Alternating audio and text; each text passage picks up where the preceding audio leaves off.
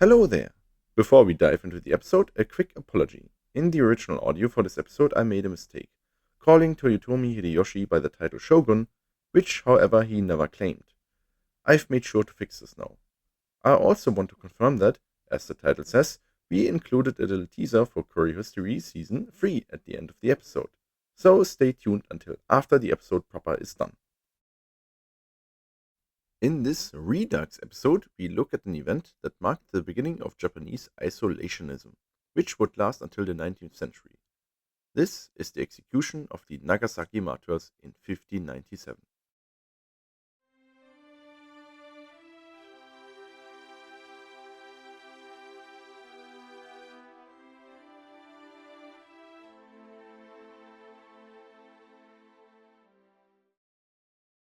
Nowadays, when we think of religion in Japan, we mostly think of Shinto and Buddhism, often even combined, as many East Asian cultures like to blend different philosophies. However, European missionaries reached the islands that make up the land of the rising sun as early as the 1540s. These missionaries were mostly Spanish and Portuguese, with some Italians and Germans also going on the long journey to East Asia.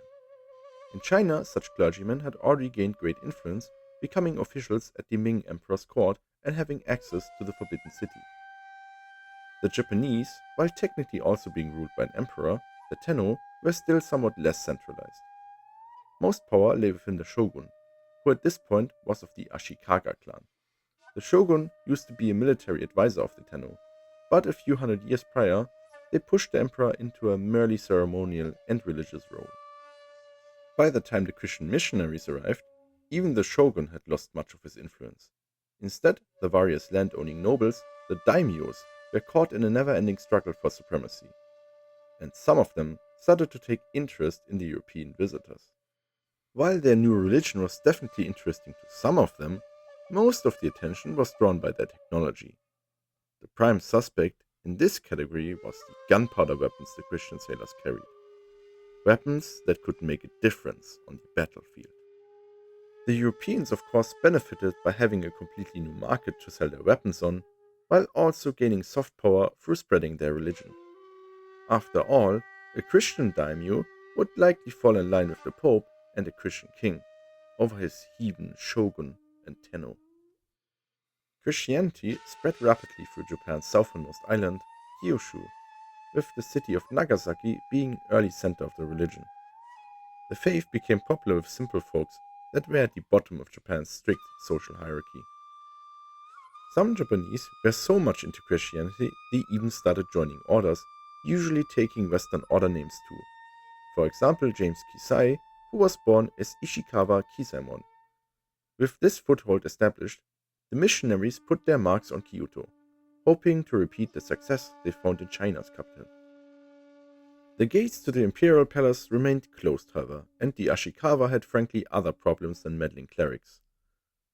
A full-blown war had broken out between the daimyos, and European imported gunpowder weapons were used on the battlefield.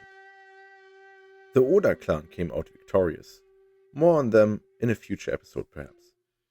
The important thing is that the Ashikaga lost the shogunate, yet Oda Nobunaga, who led his clan to victory, committed suicide for losing a battle before he could establish himself as shogun. Fighting broke out, and it was a man of low birth but great cunning that emerged victorious. Toyotomi Hideyoshi. Toyotomi started his career as a simple foot soldier, but ended up being one of Oda's top generals and diplomats.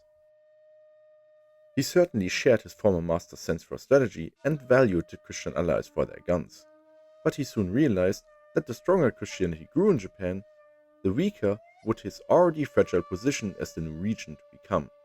Converting wasn't an option either, as the more conservative daimyos would use it as a valid reason for rebellion.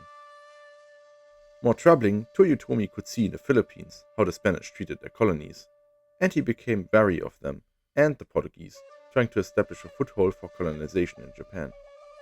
So there was only one option he could see: Christianity had to be banned. His first decree was, however, not as radical yet. He merely banned most Europeans from entering the isle, with the exception of the Portuguese, which were still allowed to trade, as their guns had allowed Toyotomi to come into power in the first place. And then the Spanish ship son Philippe stranded on the shores of Japan. As per law, they must be expelled, yet the captain refused to submit to the regent, claiming Spain was far more powerful than a tiny Japan. Seeing a map with the true extent of the Spanish colonial empire pushed Toyotomi over the edge. He felt certain that all Christians in Japan were only waiting for a Spanish army to arrive to topple the regent and Tenno. So 4 months later he started to arrest any missionary he could find to bring to trial in Kyoto. Most of these were Spanish, like Pedro Bautista. However, there were also 3 Japanese Jesuit priests, James Kisai, John Soan de Goto, and Paul Miki. About 15 more Japanese converts and a few Europeans were captured and found guilty by the regent himself. Soon after, the execution by crucifixion was ordered. Among the victims were 3 young boys. To further add insult to injury, the regent had the left ears of the prisoners partly cut. They were then chased through Kyoto, with the bystanding population being encouraged to add to the mistreatment of the prisoners. Seeing this, supposedly 2 further Japanese converts who were not part of the imprisoned group joined their brothers in faith of their own free will. At the final stage of the procedure, all Christians were offered freedom if they forsake their faith right there. None of them would take the offer. So at last, they were executed. Everyone, even those that weren't part of the initial trial. The least the executioners did was grant them a quick death, stabbing them with spears, instead of letting them die slowly on the cross. These were unfortunately only the first 26 martyrs. Over the next decades, Toyotomi's successor, Tokugawa Ieyasu, would continue the path of extermination. In the end, about 70 Christians, mostly converts, lost their lives in these purges. Japan entered the Edo period and completely isolated itself from the outside world, going so far as banning Japanese that had traveled abroad from re-entry into the country. The Catholic Church and many Protestant churches, however, declared all these victims martyrs, and the 3 Japanese Jesuits became saints by papal decree. The aforementioned Pedro Bautista is even one of Japan's patron saints now. As radical and terrible as this act was, it is worth noting that Japan never ended up being a colony after this event. In fact, eventually Japan would take it upon itself to start a colonial empire, but that is a story for another day. This concludes today's episode. While it certainly was a darker topic than usual for my channel, I do think it is important to shine a light on such events. But now for the moment you've all been waiting for. Let's have a listen into an exclusive sneak peek of Season 3 audio. The 7th journey... I think I just spit on my microphone. Damn. Give much credence to this, and a Chinese sip shinking. Oh, good for you. And how was it? I hope it was good, because it's useless now, isn't it? It's the 2nd time that he doesn't give a about what is going on in front of the microphone, alright? I'm trying to recording here, and I'm going, why the Challenger walking in there? What is he doing there? Do you understand? My mind is not in the recording if you're doing that.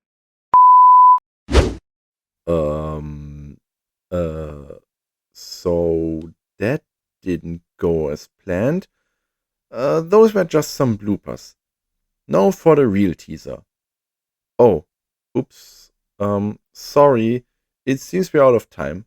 But don't sweat it. Curihistory will return with Season 3 on November 23rd. Thanks for watching and hope to see you then.